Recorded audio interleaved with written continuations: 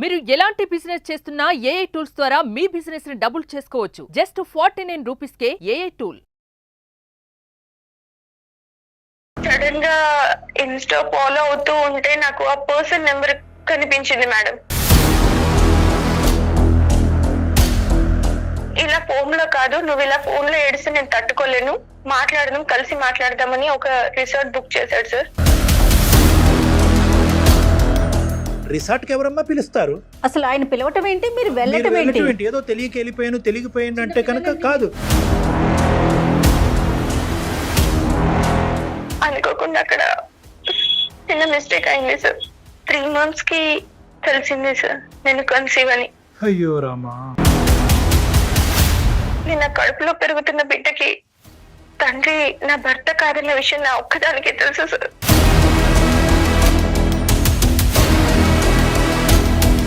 ఈరోజు డాక్టర్ కళ్యాణ్ చక్రవర్తి దీనికి పరిష్కారం చెప్పగలడా, లేదంటే నువ్వు పెళ్లి చేసుకున్న భర్త దీనికి పరిష్కారం చెప్పగలడా?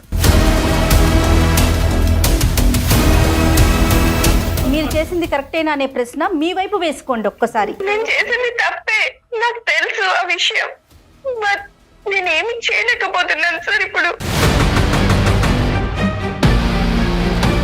నువ్వు అనుకున్నట్టుగా స్మూత్గా సాఫీగా 100% నీకు కంప్లీట్గా కంఫర్ట్ జోన్లో పెట్టి ఈ సొల్యూషన్ ఇవ్వటం అన్నది ఈ భూ ప్రపంచం మీద మానవ మాత్రుడికి ఎవ్వడికి అవ్వదు. నమస్తే కళ్యాణ్ గారు. నమస్తే జయ గారు. కళ్యాణ్ గారు, శశి అని ఒక ఆమె మనకి మెయిల్ చేశారనమాట. తన పర్సనల్ ఇష్యూ చాలా మలుపులు తిరిగిందండి. ఎలాంటి ఆలోచనలు చేస్తున్నారు, ఎక్కడికి పోతుంది అని అనిపించింది నాకైతే పర్సనల్గా. బట్ మీరే కరెక్ట్గా దానికి ఒక సలహాలు సూచనలు ఇవ్వాలి. నెంబర్ ఉంది నా దగ్గర, కాల్ చేస్తాను. శశి అంటే నేను అంటే పూర్తి పేరు ఏంటో అంటే పూర్తి పేరు శశిరేఖ అయి ఉండొచ్చేమో బహుశా. నేను జయానండి, అందమైన జీవితం ప్రోగ్రామ్ నుంచి కాల్ చేస్తున్నాను. మేడం నమస్కారం అండి. నమస్తే అండి. నమస్తే. మీ మెయిల్ చూశాను, మాట్లాడొచ్చా మీతో? Madam right. నాతో పాటు డాక్టర్ కళ్యాణ్ చక్రవర్తి గారు కూడా ఉన్నారు, స్టూడియోలో ఉన్నాము. ఒక్కసారి మీరు మెయిల్లో ఏదైతే పెట్టారో ఒకసారి డాక్టర్ గారితో మాట్లాడండి. Okay madam. రైట్ డాక్టర్ గారు. నమస్తే శశి గారు. నమస్కారం సార్. పూర్తి పేరు ఏంటమ్మా? శశిరేఖ? నా పేరు శశిరేఖ అండి, కరెక్ట్, కానీ శశి అని పిలుస్తారండి. చెప్తాను ఏంటమ్మా సమస్య, ఎవరిది? డాక్టర్ గారు, నాకు పెళ్ళి 6 సంవత్సరాలు అవుతుందండి, 6 years అవుతుంది. మా husband the dry fruits business అండి. బానే ఉంటాము, ఇద్దరం హ్యాపీగానే ఉంటున్నాము. సో ఏంటంటే నాకు పిల్లలు లేరండి. ఓకే. పిల్లలు లేరని చెప్పేసి చాలా సఫర్ అవుతూ ఉన్నాను. చాలా మంది డాక్టర్లను కలిసాను, చాలా గుళ్ళల్లోకి వెళ్ళాను, చాలా నా వరకైన ప్రయత్నాలన్నీ నేను ట్రై చేస్తూనే ఉన్నాను మేడం. డాక్టర్ దగ్గరికి వెళ్ళినప్పుడు కూడా అన్ని టెస్టులు కూడా చేశారు నాకు. సో టెస్టులు చేసినప్పుడు కూడా ఓకే, నాకేం ప్రాబ్లం లేదు, పర్వాలేదండి, మీకు అంతా బానే ఉంది అని చెప్పారు డాక్టర్లు కూడా. ఒకరిద్దరిని అలా చాలా మంది డాక్టర్లను కన్సల్ట్ అయ్యాము. ప్రాబ్లం ఏం లేదు మేడం, అవుతుంది అని చెప్పారు. ఓకే అండి అని చెప్పాను. చెయ్యని ప్రయత్నం లేకుండా ప్రతి ఒక్క ప్రయత్నం చేస్తున్నాను, కనపడ్డ రాయి కల్లా మొక్కుతూ ఉన్నాను. ఇలా ఉంటూ ఉండగా కాదమ్మా, కౌన్సిలింగ్ కి ఇద్దరు వెళ్తారు కదా, తను కూడా వచ్చారా, మీ హస్బెండ్ కూడా వచ్చారా? అవును మేడం. ఓకే. మరి కదమ్మా, అతనికి ఏమైనా సమస్య ఉందన్నారమ్మా మెడికల్ గా? ఏమన్నా చెప్పారా? అంటే తను చేయించుకోలేదండి టెస్ట్లు. తర్వాత ఇంకా నాలో ప్రాబ్లం ఏం లేదు అని చెప్పి 2-3 డాక్టర్లు సజెస్ట్ చేసిన తర్వాత తను కూడా చేయించుకోండి అని రిక్వెస్ట్ చేశాను. సో తను అప్పుడు చేయించుకున్నారు. తనకి ప్రాబ్లం ఉంది. సో తనకి ప్రాబ్లం ఉంది, మెడిసిన్ వాడితే ప్రాబ్లం క్యూర్ అవుతుందండి, మీకు పిల్లలు అవుతారు అని చెప్పారు. ఓకే అండి అని చెప్పి తను మెడిసిన్ వాడుతూ ఉన్నాడు. ఇంకా ఫ్యామిలీలో ఎలా ఉంటుందో తెలుసు కదా సార్, పిల్లలు లేకపోయేటప్పటికి సూటిముటి మాటలు, అసలు ఎలా అంటే చాలా ఇబ్బందిగా ఫీల్ అయ్యేదాన్ని. అయినా కూడా పర్వాలేదులే, నా హస్బెండ్ నన్ను చూసుకుంటున్నాడు కదా, అవుతుందిలే, మాకు ఎప్పటికైనా అవుతారు పిల్లలు అన్న హ్యాపీనెస్ లో ముందుకు వెళ్తూ ఉన్నాను, ఎవరేమన్నా పట్టించుకోకుండా అలా జీవితాన్ని కొనసాగిస్తూ ఉన్నాను. ఇది ఇలా ఉండగా ఎప్పుడు తను భోజనానికి నేను క్యారియర్ పంపిస్తాను తనకి, షాప్ కి. తనైనా వచ్చి తింటారు, నేనైనా వెళ్ళి ఇవ్వడం, అలా జరుగుతూ ఉండేది. ఒక రోజు సడన్ గా అనుకోకుండా తను నాకు ఆకలి లేదు, నేను రాను అన్నారు. లేదు భోజనం చేయాల్సిందే అని చెప్పేసి నేను క్యారియర్ తీసుకొని షాప్ కి వెళ్ళానండి.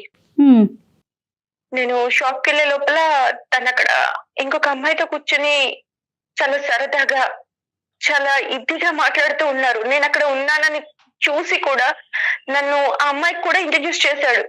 చేసి కూడా వాళ్ళిద్దరూ హద్దులు దాటి నా కళ్ళ ముందరనే అలా ఉండడం చూసి తట్టుకోలేకపోయాను.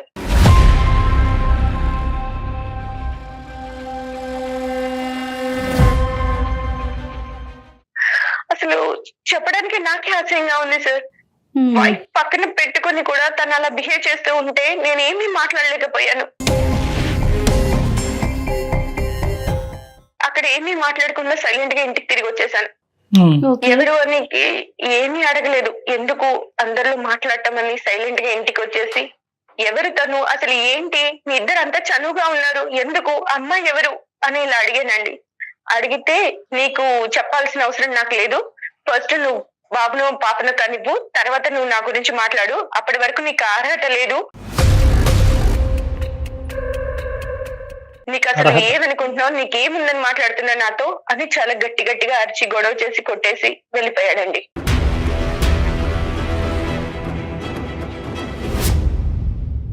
చాలా అసలు చాలా చాలా నరకం అనిపించింది. నేను అన్ని నాలో ప్రాబ్లం లేకపోయినా కూడా నేను చాలా హ్యాపీగా ఉన్నాను. నా ప్రాబ్లం నాలో లేదు, తనలో ఉన్నా కూడా నేను అవన్నీ పట్టించుకోకుండా తనతో జీవితాన్ని కొనసాగిస్తూ చాలా సంతోషంగా ఉంటూ ఉన్న టైంలో తను ఇలా చూసి తట్టుకోలేకపోయాను మేడం.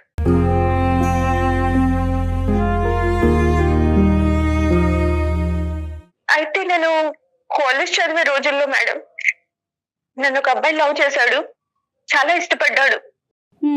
చాలా ఇదిగా ప్రతి ఒక్కరికి గోడల పైన శశి శశి శశి అభి అంటే ప్రతి ఒక్కరికి నోటెడ్, అలా ప్రతి ఒక్కరు అలా హ్యాపీగా ఉండేవాళ్ళు. అప్పుడు నన్ను లవ్ చేసేవాడు. కానీ తను చాలా అందగాడేం కాదు, అందంగా లేడు, పెద్దగా చదువుకోలేదు. తను తన లైఫ్ ని లీడ్ చేసుకోవడమే కష్టం, తనకి చాలా బాధ్యతలు ఉన్నాయి. ఇంకా నన్ను పోషించే సంపాదన కూడా తను సంపాదిస్తాడో లేదో అని ఆలోచిస్తారు కదా మేడం. నేను ఆ టైంలోనే మా నాన్నగారికి చెప్పుండొచ్చు నేను ఇలా లవ్ చేశాను అని. కానీ ఎవరైనా కన్న తండ్రికి ఉంటుంది కదా మేడం, నా కూతుర్ని నాకంటే గొప్ప వాళ్ళకి మాత్రమేనండి. నేను ఇష్టపడ్డాను. ఓకే, పెళ్లి దాకా వెళ్ళలేదు అంతేనా?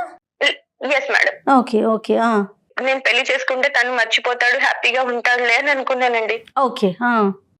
సో ఇలా నేను అన్ని 6 సంవత్సరాల నుంచి ఏది గుర్తుకు చేసుకోలేదు. తను నా అంతలో నేను ఉంటున్నాను, అన్ని మర్చిపోయి నా భర్తే నాకు సర్వస్వం అని బ్రతుకుతున్నాను మేడం. నేను తన కోసమే ఉండాలి అన్నట్టు నేను మా హస్బెండ్ కోసమే అన్ని భరిస్తూ ఉంటూ ఉన్నాను. ఎవరెన్ని మాటలు అన్నా పట్టించుకోకుండా, బంధువులు పిల్లలు లేరు, గొడ్రాలు అని ఇలా చాలా హింసిస్తూ ఉన్నా కూడా నేను ఎప్పుడు పట్టించుకోలేదు. నా భర్తే నన్ను ఇలా చూసేటప్పటికి తట్టుకోలేకపోయాను మేడం.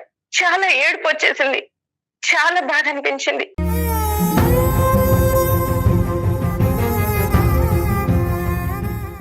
సడన్ గా ఇన్స్టా ఫాలో అవుతూ ఉంటే నాకు ఆ పర్సన్ నెంబర్ కనిపించింది మేడం, ముందతంది. Yes madam. సో కాల్ చేయాలి అనిపించింది, నా బాధ చెప్పుకోవాలి అనిపించింది. కాల్ చేశాను, నా బాధ అంతా చెప్పాను. సరే కలుద్దాం అని అన్నారు సార్. ఎందుకు కలుద్దాం అన్నాడమ్మా? ఇలా ఏడవ బాకు, ఏం కాదు, అన్ని సర్దుకుంటాయి, సరే కలిసి మాట్లాడదాం. ఇంతకాలం బట్టి అతను పెళ్లి చేసుకోకుండా ఉన్నాడమ్మా అతను? లేదు సార్, తనకి పెళ్లి అయింది. పెళ్లి అయ్యిందా? Okay okay. Yes sir. అతను హ్యాపీగానే ఉన్నాడమ్మా అతను మ్యారేజ్? ఇంకా నేను అవన్నీ ఏం మాట్లాడలేదు సార్. నా బాధని నేను తనకి చెప్దాం అన్నట్టు ఫోన్ చేశాను. చెప్పగానే లేదు ఇలా ఫోన్ లో కాదు, నువ్వు ఇలా ఫోన్ లో ఏడిస్తే నేను తట్టుకోలేను, మాట్లాడదాం, కలిసి మాట్లాడదామని ఒక రిసార్ట్ బుక్ చేశాడు సార్. సో అక్కడికి వెళ్ళామండి.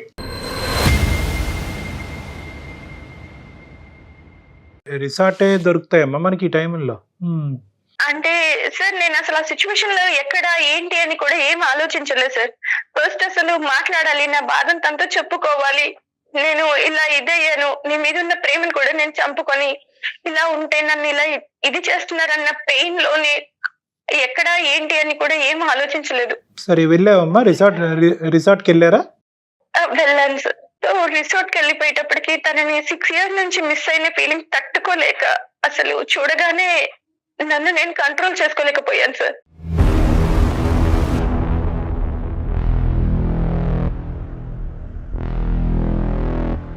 అసలు నా బాధ అతన్ని చూడగానే నాకు ఏడుపు కూడా ఆగలేదు. ఏంటి నేను నిన్ను ఇలా వదిలేసి వెళ్ళిపోయాను అని ఏడుపుతో తన్ని అలా హక్ చేసుకున్నాను సార్.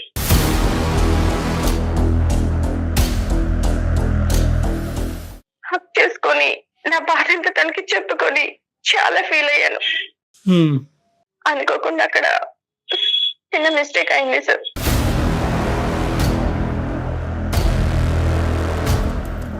అలా కలుసుకుని బాధ చెప్పుకోవటం అంటే కనుక మనసులు కలుసుకుని చెప్పుకోవటమా, లేదంటే భార్యాభర్తల కింద కూడా కలిసారా? Yes sir. 3 months కి తెలిసింది సార్ నేను కన్సీవ్ అని. అయ్యో రామా. సో కన్సీవ్ అవ్వగానే ఇంట్లో వాళ్ళందరూ ఎప్పటి నుంచో ఎదురు చూస్తున్నారు కదా, చాలా హ్యాపీగా ఫీల్ అయిపోయి అందరికి బంధువులకు చెప్పుకోవడము, చాలా సెలబ్రేషన్ లాగా చేసుకుంటున్నారు, చాలా హ్యాపీగా ఫీల్ అవుతున్నారు. మా హస్బెండ్ కూడా అందరూ చాలా ఒక ఫెస్టివల్ లాగా చేసుకుంటున్నారు సార్. యాక్చువల్లీ అక్కడ విషయం ఏంటంటే, యాక్చువల్లీ నా కడుపులో పెరుగుతున్న బిడ్డకి తండ్రి నా భర్త కాదన్న విషయం నా ఒక్కదానికే తెలుసు సార్.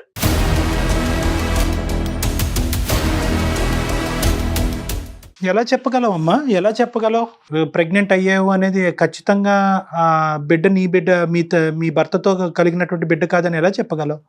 అంటే నేను అప్పటి నుంచి ఎలా అంటే, నేను మా హస్బెండ్ లేదు సార్, ఇద్దరం దూరంగా ఉన్నాం సార్.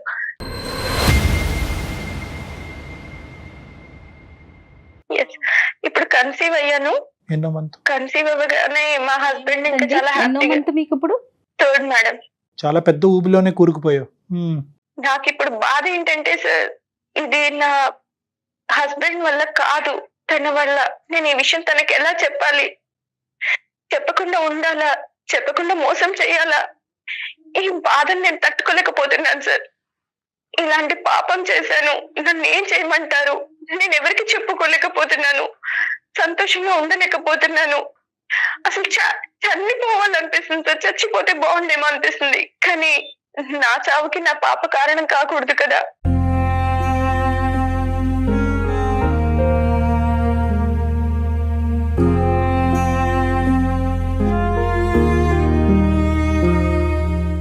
తనని ఎందుకు బలి చేయాలి అని ఆలోచిస్తున్నాను. ఇంకొక సెకండ్ అసలు ఏంటి వద్దు, నాకు ఇది నేను తీసేయించుకోవాలి, నాకు ఇది వద్దు, ఇంట్లో వాళ్ళకి చెప్పకుండా మిస్క్యారీ అయిందని చెప్పి తీసేయించుకోవాలా అని ఇలా చాలా చాలా చాలా డౌట్స్ వస్తున్నాయి సార్.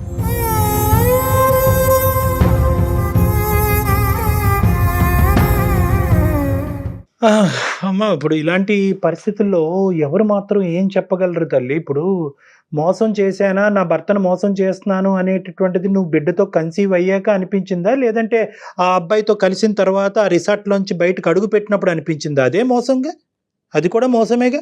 ఇప్పుడు నా భర్తను నేను ఇలా చూశాను, ఇలాగా ఏకలు పక్కపక్కలు అనేటటువంటి అంశాన్ని చూసావు, దానికి మించి నువ్వేమీ చూడలేదు మీ భర్తతో. వాళ్ళు ఫ్రెండ్స్ అయ్యి ఉండొచ్చు, ఇంకోటన్నా అయ్యి ఉండొచ్చు. ఇప్పుడు బిడ్డ పుట్టాడు కాబట్టి పెద్ద తప్పు, బిడ్డతో కన్సీవ్ అవ్వకపోతే చిన్న తప్పు కాదు. At the end of the day it's a breach of trust, నమ్మక ద్రోహం ఇది.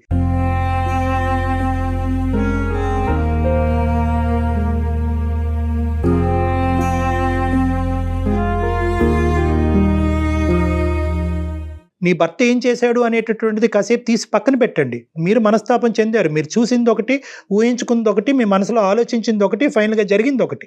ఈరోజు మీరు అంత దూరం ప్రయాణం చేయవలసినటువంటి అవసరం ఏముంది? నిజంగా మీ మనసులో ఆ అబ్బాయికి అంత స్థానం ఉంటే కనుక అందచందాలు, హెచ్చు తగ్గులు ఇవన్నీ తీసి పక్కన పెట్టి మీ తండ్రితో పోరాడి అతన్నే పెళ్లి చేసుకుంటే పోయిండేదిగా. ఎందుకు మీ మనసులో ఇదంతా దాగిపెట్టి ఏ రోజైతే మీ భర్తని ఒక చూడకూడనటువంటి పరిస్థితుల్లో చూసినప్పుడు ఎందుకు ఇది బయటకు రావాలి? ఇలాంటివి చాలా ప్రశ్నలు వస్తాయమ్మా. ఈరోజు ఏం చెయ్యాలి అని సింపుల్గా మాకు ఫోన్ చేసో లేదంటే మాకు ఈమెయిల్ చేసో అడుగుతున్నారు.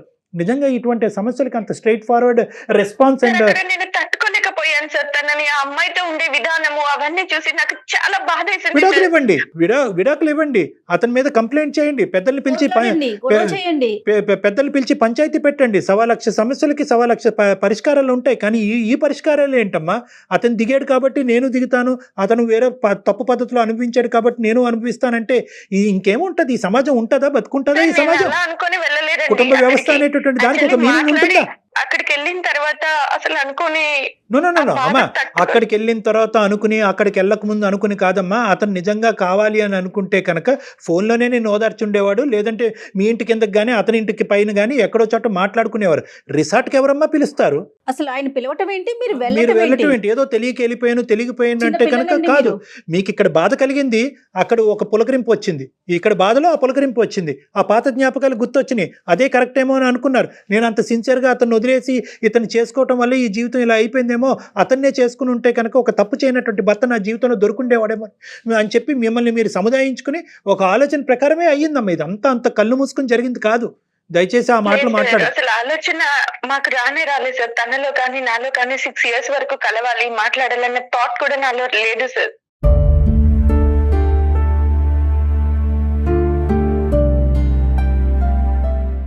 అక్కడ అలా చూసిన తర్వాత సిచ్యువేషన్ కంట్రోల్ అవ్వలేక నేను తనకి ఫోన్ చేసి నా బాధను షేర్ చేసుకోవాలి అనుకున్నాను తప్పించి ఇంకా నేను అంతకు మించి ఇంకేం అనుకోలేదు.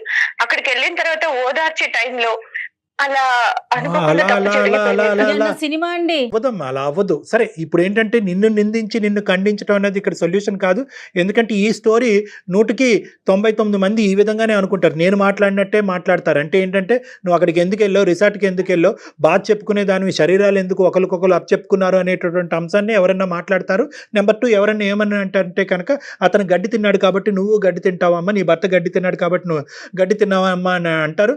లేదా ఇంకొక వంతు మనుషులు ఏమంటారంటే కేవలం నీ భర్తని ఒక స్త్రీతో పాటు ఒక సంతోషకరమైనటువంటి వాతావరణంలో చూసే దానికి మించి నువ్వు ఏమీ చూడలే కదమ్మా, అతనికి మించినటువంటి మెట్టెక్కి నువ్వు ఎందుకు ఇంత ఇలాంటి దానికి ఒడిగట్టావని చెప్పి అనుకుంటారు. ఈ మూడు రకాలుగా పబ్లిక్ అనుకుంటారు. తప్పే, నాకు తెలుసు ఆ విషయం, బట్ నేనేమి చేయలేకపోతున్నాను సార్ ఇప్పుడు.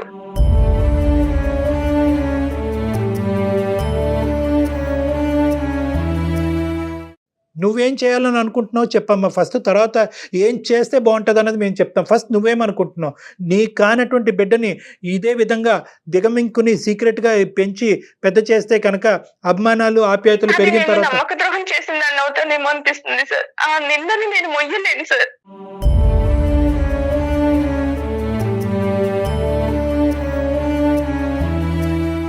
ఇప్పుడు అతని పొజిషన్ ఏంటి, మీ హస్బెండ్ పొజిషను? తను చాలా హ్యాపీగా ఫీల్ అవుతున్నాడు సార్. ఇన్ని ఇయర్స్ తర్వాత కన్సీవ్ అయ్యింది నా వైఫ్ అని చాలా సెలబ్రేషన్ గా చాలా హ్యాపీగా ఫీల్ అవుతున్నాడు. పుట్టబోయేటటువంటి బిడ్డని పుట్టక ముందే ఇంత బాగా ప్రేమిస్తున్నాడు అనే ఆలోచన వల్ల ఇప్పుడు నువ్వు చేసిన తప్పు అని నీకు అనిపిస్తుందా? అంటే సార్ నాకు అర్థం కాదు, పిల్లలు పుడితేనే భార్యనా సార్? పుట్టకపోతే భార్యని ఏ రకంగా అయినా ఊహించుకోవచ్చా? పక్కన ఇంకొక అమ్మాయి భార్య నించొని ఉంటే ఇంకొక అమ్మాయి ఆవిడతో ఉంటే భార్యకి ఎంత బాధ అవుతుంది సార్? అమ్మ, బిడ్డల గురించే భార్య అనేటటువంటిది తప్పు, కానీ బిడ్డల గురించే భార్య అనేటటువంటి విధంగా పక్కదో వెళ్ళినటువంటి భర్తను చూసి ఆడది ఇంకో తప్పుతో పట్టి వేరే వ్యక్తికి గర్భం దాల్చడం అనేది తప్పున్నారా? సో ఇక్కడ నేనేమంటున్నానంటే అది తప్పే, ఇది తప్పే. ఆ సబ్జెక్ట్ గురించి మనం తర్వాత మాట్లాడుకుందాం. నీ భర్త ఎందుకు అలా ఆలోచించాడు, బిడ్డ పుట్టగానే బిడ్డతో కన్సీవ్ అవగానే నీ దగ్గరికి ఎందుకు పరిగెట్టుకుని వచ్చాడు అనేది సపరేట్ సబ్జెక్ట్. ఆ ప్రశ్న మీరు వేసుకోండి ఒకసారి, అది తర్వాత మీరు మాట్లాడు. చేసింది కరెక్టేనా అనే ప్రశ్న మీ వైపు వేసుకోండి ఒక్కసారి. ఇప్పుడు మనం అవును మేడం, తప్పు చేశాను, నేను తప్పు చేయలేదు అనట్లేదు. ఇప్పుడు ఏంటంటే ఇప్పుడు అతను చేసిన తప్పు కాదా అండి అనేటటువంటి పరిస్థితిలో మనం లేము. అది కాదు ఇక్కడ సబ్జెక్ట్. ఇక్కడ మీరు చేసినటువంటి తప్పు, ఈ తప్పుకు పరిష్కారం ఏంటి, అసలు పరిష్కారం అన్నది ఉందా అనేది కూడా మనం అడగాలి. పరిష్కారం ఉందా? ఈరోజు డాక్టర్ కళ్యాణ్ చక్రవర్తి దీనికి పరిష్కారం చెప్పగలడా, లేదంటే నువ్వు పెళ్లి చేసుకున్న భర్త దీనికి పరిష్కారం చెప్పగలడా? అదే అర్థం కావట్లేదు సార్. నా జీవితం ఎటు వెళ్తుందో కూడా నాకు అర్థం కాని సిచ్యువేషన్ లో ఉన్నాను. దయచేసి మీరు నాకు హెల్ప్ చేయగలరా? నీ మైండ్లో ఉన్న ఆప్షన్స్ ఏంటో చెప్పమ్మా, దాన్ని బట్టి నేను చెప్తా. ఆ బిడ్డకు తండ్రి తిను అని చెప్పి నేను ఉండగలనా? అంత ధైర్యం నాకు లేదు సార్. రైట్, అది ఉండలేవు. ఈ సీక్రెట్గా అయితే దాచిపెట్టేటటువంటి అవకాశం లేదన్నది క్లియర్ కట్గా ఇందాక చెప్పేశావు. Option number 2, Yes, sir. రెండోది ఏంటి తల్లి? చెప్పకుండా వెళ్ళి మిస్క్యారీ అయిందని చెప్పాలా అని ఆలోచిస్తున్నాను సార్. అంటే అబార్షన్ చేసుకుని వెళ్దామనమ్మా? Yes sir. రైట్, అది రెండోది. మూడోది ఏంటమ్మా, ఇంకేమైనా ఉన్నాయా? లేదు సార్. మూడో ఆప్షన్ నేను చెప్పనా? ఆ బేబీ వద్దు Yes, sir. తనకంతే. అమ్మ, ఇప్పుడు బిడ్డతో నీకు ఒక ఇమోషనల్ అటాచ్మెంట్ పెరిగిందా లేదా? పెరిగింది సార్. పెరిగింది కదా. సో ఒక ఒక అబార్షన్ అనేటటువంటి మార్గంలో వెళ్ళి ఆ బిడ్డనైతే చంపుకోలేవు కదా. అది మేము కూడా మాట్లాడలేం అబార్షన్ గురించి. ఎవరికి వాళ్ళు నిర్ణయం తీసుకోవాలి, కానీ బయట వ్యక్తులుగా మేము దాని గురించి చేయించుకోమా వద్దమ్మా అని చెప్పేటటువంటి హక్కు మాకు లేదు. అది చట్టరీత్యా కరెక్ట్ కూడా కాదు. సో ఆ అంశాన్ని తీసి పక్కన పెడదాం. నేను మూడో ఆప్షన్ నేను ఒకటి చెప్తా. ఏదైతే అది అయ్యింది అని చెప్పి నీ భర్తతో ఈ పరిస్థితుల్లో నిన్ను చూడటం వల్ల నేను మనస్తాపం చెంది ఒక డిప్రెషన్లోకి వెళ్ళి నా స్పృహను కోల్పోయి నేనేం చేస్తున్నానో నాకు తెలియక ఈ తప్పు జరిగింది అనే విధంగా నీ భర్తకు చెప్తే అతని రియాక్షన్ ఏమవ్వచ్చు? అసలు తను ఇప్పుడు నువ్వు మాకు చెప్పిందేనమ్మా, నువ్వు మాకు ఏదైతే చెప్పావో ఇదే ఆస్పెక్టు ఈ బలైనటువంటి పరిస్థితిలో నువ్వు చేసినటువంటి పనితో నేను మనస్తాపం చెంది నేను అక్కడికి వెళ్ళి చెప్పుకోవటానికి తనకి చెప్పలేను సార్. దానికంటే చావడమే బెటర్ సార్.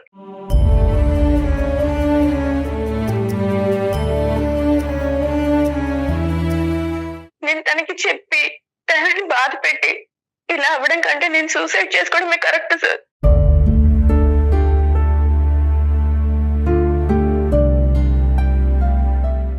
వద్దులేమమ్మా. ఇప్పుడు సూసైడ్ చేసుకోవాలనేటటువంటి ఆలోచనతో వచ్చిన దానివైతే ఈ వేదిక ఎందుకమ్మా? ఈ వేదిక మీద ఇప్పుడుకొచ్చి ఎవరికి సూసైడ్ చేసుకోండి అని మేము చెప్పం కూడాను. ఓకే, సో అది కాదు, అది తీసి పక్కన పెట్టండి. బ్రతుకుంటానికి 1000 కారణాలు ఉంటాయి, 100 సమస్యలకి 1000 సొల్యూషన్లు ఉంటాయి. కొద్ది కూల్గా మనం ఆలోచిద్దాం. ఇప్పుడు నేనేమంటున్నానంటే బిడ్డను వద్దు, మిస్క్యారేజ్ అయ్యిందని చెప్పి వాళ్ళకి చెప్తే బాగుంటుందేమో, సమస్యకి పరిష్కారం నువ్వు అనుకుంటున్నాం. కానీ చేతులారా ఏ తప్పు చేయనటువంటి ఒక బిడ్డని చంపుకున్నాను అనేటటువంటి ఫీలింగ్తో నువ్వు బతుకుండగలవమ్మా? అప్పుడు హ్యాపీగా ఉండగలవా నువ్వు? అది కూడా బాధేగా. అది కూడా బాధ. నీ పరువు జీవితాంతం మా బాధని మొయ్యగలనా సార్ నేను? ఇప్పుడు బిడ్డకు తండ్రి తను కాదు అని జీవితాంతం మా బాధ నేను. అది కరెక్టే. కానీ నేను ఏంటంటే నువ్వు చెప్పినటువంటి ఆప్షన్ బి నేను అంటున్నానమ్మా. ఒకప్పుడు మిస్క్యారేజ్ అయ్యింది అనేటటువంటి విధంగా వాళ్ళు చెప్పటం వల్ల నీకు 2 సమస్యలు అప్పటికీ లైవ్లో ఉంటాయి. 2 నీ బుర్ర తినేటటువంటిది నేను డిప్రెషన్లోకి తీసుకెళ్లే 2 సమస్యలు అప్పటికీ ఉంటాయి. బిడ్డను నేను చేతులారా చంపుకున్నాను. ఒక మనిషితో కలవలసినటువంటి అవసరం ఏంటి? పాపం పుణ్యం ఎరగినటువంటి బిడ్డని భూమి మీదకి తీసుకురాకుండా లోపలే చంపుకోవాల్సినటువంటి దుర్భర స్థితికి నేను ఎందుకు దిగజారిపోయాను, నేను ఎందుకు ఒక హంతకురాల్లా మారాను అనే ఫీలింగ్ కూడా నీకు రావచ్చు. నెంబర్ 1. నెంబర్ 2, కేవలం ఇది చేయటం అన్నంత మాత్రాన నీ తప్పు చెరిపేసుకోగలవమ్మా? అప్పుడు కూడా నువ్వు చేసినటువంటి తప్పు నిన్ను వెంటాడుతుంది కదా. అవుట్ ఆఫ్ ద మ్యారేజ్ నేను ఒక మనిషిని కలిశాను, నా భర్త కళ్ళు కప్పి నేను ఒక తప్పు పని చేశాను అనేటటువంటి ఆలోచన వెంటాడుతుంది కదా. సో బిడ్డని చంపుకోవటం వల్ల, ఈ బిడ్డని అబార్ట్ చేసుకోవటం వల్ల నీకు నీ సమస్యకి దీర్ఘకాలికమైనటువంటి పరిష్కారం దొరుకుతుందని నేను అనుకోవట్లే. So your option B is not apt and not correct. మరి ఎలా సార్? ఎలా నేను బ్రతకడం? ఎస్, నేను చెప్పేది ఏంటి అంటే తప్పు జరిగింది. ఈ రోజు కాకపోయినా రేపైనా నీ తప్పు నువ్వు ఒప్పుకునేటటువంటి పరిస్థితి వస్తుంది. ఏది ఇర్రెస్పెక్టివ్ ఆఫ్ ద ఫ్యాక్ట్ నువ్వు గర్భం ఉంచుకున్నా, తీయించేసుకోవాలని అనుకున్నా, నీ మనసులో ఆ ముళ్ళు అలా గుచ్చుకుంటుంది. గుచ్చుకున్నంత కాలం నువ్వు హ్యాపీగా నీ భర్తతో నువ్వు సంసారం చేయలేవు, సంతోషంగా సుఖంగా ఉండలేవు. తప్పు చేశాననే ఆలోచన నేను తినేస్తుంది. కాబట్టి తప్పు ఈరోజు ఇర్రెస్పెక్టివ్ ఆఫ్ ద బిడ్డ ఉందా లేదా అనే అంశం కాకుండా తప్పు ఎప్పటికైనా ఒప్పుకోవాలి. తప్పు ఒప్పుకోవాలి, ధైర్యంగా ఒప్పుకోవాలి. అతను కలిసి ఉంటాడా ఉండడా తర్వాత విషయం, ఆ తర్వాత అంశం అమ్మా. కలిసి ఉంటారా అంటే ఏ కుటుంబాన్ని విడగొట్టేటటువంటి ఉద్దేశం నాకు తెలియదు. నాకు ఆ ఉద్దేశం లేదు. అర్థం చేసుకొని ఉంటాడు సార్ నాతో. రైట్, అది ఆప్షన్ బి. నన్ను చూస్తాడు కదా అమ్మ, అది ఆప్షన్ బి. అతను ఉంటాడా? అతను ఉండడు కాబట్టి నేను తప్పు కప్పేసి ఇలా నా లోపల దాచేసుకుని నేను ఒక ఆర్టిఫిషియల్ జీవితం అతనితో గడుపుతాను అనుకోవటం అనేది ఇంకా నరకయాతం. ఒక బిడ్డను చంపేసుకుని ఒక అబద్ధాన్ని కప్పేసి ఒక ఆర్టిఫిషియల్గా ఇంకో 40-50 సంవత్సరాల పాటు మా ఆయన కళ్ళు కప్పేసి ఏమీ తెలియని దానిలాగా నేను నా భర్తతో పాటు గడుపుతాను అనేటటువంటిది ఇంకా ప్రమాదకరం. లేదు, నువ్వు అలా చెప్పేటటువంటి ధైర్యం నీకు లేదు అంటే కనుక ఆ మెసేజ్ కన్వే చేయమంటే నేను కన్వే చేస్తాను. నేను ఈ నిజాన్ని తనకి చెప్పి నేను తనతో ఉండలేను సార్. తను నన్ను పిల్లలు పుట్టకుండానే నన్ను ఒక రకంగా చూసేవాడు. ఇప్పుడు ఈ రకంగా చేశానంటే తను నాతో ఉంటాడని నేను అనుకోను సార్. ఈ విషయం తెలిస్తే నాతో ఉండడు తను.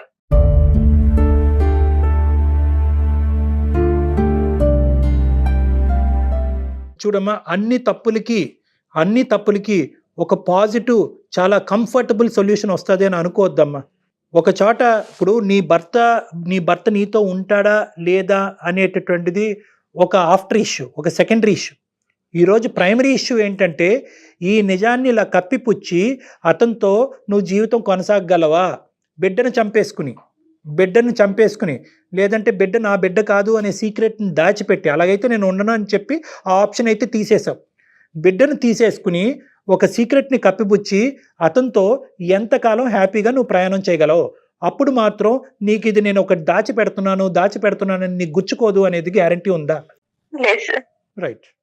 సో ఇక్కడ ఉండేటటువంటిది ఏంటంటే, నేను చెప్తున్నాను కదమ్మా, ఈ ప్రాబ్లంకి ఇది చాలా క్లిష్టమైనటువంటి ప్రాబ్లం. నువ్వు అనుకున్నట్టుగా స్మూత్గా సాఫీగా 100% నీకు కంప్లీట్గా కంఫర్ట్ జోన్లో పెట్టి ఈ సొల్యూషన్ ఇవ్వటం అన్నది ఈ భూప్రపంచం మీద మానవ మాత్రుడికి ఎవ్వడికి అవ్వదు. ఎందుకంటే కనుక జరిగినటువంటి తప్పు ఆ స్థాయిలో జరిగింది కాబట్టి, నువ్వు 3వ నెల గర్భవతి కాబట్టి, ఇది అందరి జీవితాలకి ముడిపడి ఉంది కాబట్టి, నువ్వు చూడకూడదు ఏదో చూసావు, దాన్ని ఇంకో స్థాయిలో ఊహించుకున్నావు, వెళ్ళి ఇంకో మనిషితో తప్పు చేసావు, ఈరోజు గర్భం దాల్చావు. ఇప్పుడు దీనికి సింపుల్గా 100%గా నేను అందరూ హ్యాపీగా ఉండే సొల్యూషన్ చెప్పమంటే ఎవరు చెప్పలేరు. ఇక్కడ ఎవరో ఒకరు బాధపడాలి. ఎక్కువ బాధపడతావా తక్కువ బాధపడతావా అనేటటువంటి దాన్ని బట్టి ఇటువంటి సొల్యూషన్ ఉంటుంది. అయితే డాక్టర్ గారు, ప్రేక్షకులందరూ ఇప్పుడు నేను చెప్పేదానికి వ్యతిరేకిస్తారేమో నాకు తెలియదు, కానీ స్త్రీకి పురుషుడికి ఉన్న తేడా ఇదేనండి. ఒక పురుషుడు తప్పు చేస్తే దాని ఇంపాక్ట్ కనిపించదు, కానీ ఒక స్త్రీ కనుక తప్పు చేస్తే దాని ఇంపాక్ట్ చాలా స్పష్టంగా కనిపిస్తుందండి. చూడండి, అది భరించాల్సిన పరిస్థితి కూడా వస్తుంది కదా. చూడండి, తన పరిస్థితి అటు ముందుకు వెళ్ళలేదు, ఇటు వెనక్కి రాలేదు. ఒక స్త్రీగా నన్ను బాగా అర్థం చేసుకున్నారు. అమ్మ, ఒకటే నేను చెప్తాను తల్లి, ఇక్కడ ఏంటంటే ఇది బహుశా మేము చెప్పేటటువంటి సొల్యూషన్ నీకు చాలా పార్షల్గా ఇన్కంప్లీట్గా అనిపించవచ్చు. నేను ఇందాక చెప్పాను కదా, దీనికి కంప్లీట్గా అందరూ నవ్వుకుని సంతోషంగా ఉండే సొల్యూషన్ దీనికి లేదు కాబట్టి నేను ఎంచుకున్నటువంటి సొల్యూషన్ ఇది. తర్వాత నీ ఇష్టం. ఎందుకంటే నేనేమంటానంటే, ఏమో నేను తప్పుగా ప్రవర్తించాను అనే రియలైజేషన్ నీ భర్తకు రావచ్చేమో. నేను తప్పుగా, ఒక స్త్రీ అంటే కనుక, ఒక భార్య అంటే కేవలం పిల్లలు అనేటటువంటి మెషిన్ లాగా నేను నా భార్యను నేను పరిగణనలోకి తీసుకోవటం వల్లే నా భార్య మనస్తాపం చెంది ఇటువంటి తప్పు చేసిందేమో అనేటటువంటి రియలైజేషన్ నీ భర్తకు రావచ్చు. కాబట్టి ఎప్పటికీ కూడా ఒక కుటుంబం, ఒక భార్యాభర్తల సంసార జీవితంలో ఎప్పుడు కూడా నిజాలు ఎప్పుడు కూడా బహిర్గతం కావాలమ్మా. అబద్ధాలతో జీవితం నడిపించలేం మనం. కాబట్టి నా ఉద్దేశం, ఇప్పటికీ కూడా నీకు ఎంత కఠినంగా అనిపించినా కూడా నువ్వు నిజం చెప్పాలి అనేదే నా ఆలోచన. ఒకప్పుడు చెప్పలేను అని అనిపిస్తే కనుక మీడియేషన్ కావాలి, ప్రొఫెషనల్ మీడియేషన్ కావాలి, చెప్పేటటువంటి విధంగా అతను అర్థమయ్యేటటువంటి విధంగా అతనికి చెప్పాలి అని నీకు అనిపిస్తే కనుక నీ పరిస్థితులను నువ్వు నాకు పుస్తకం విప్పినట్టుగా మొత్తం అంతా వివరించావు కాబట్టి నాకు అర్థమయ్యేటటువంటి విధంగా ప్రొఫెషనల్గా అతను నీకు చెప్పేటటువంటి ప్రయత్నం చేయమంటే నేను దానికి కూడా రెడీ.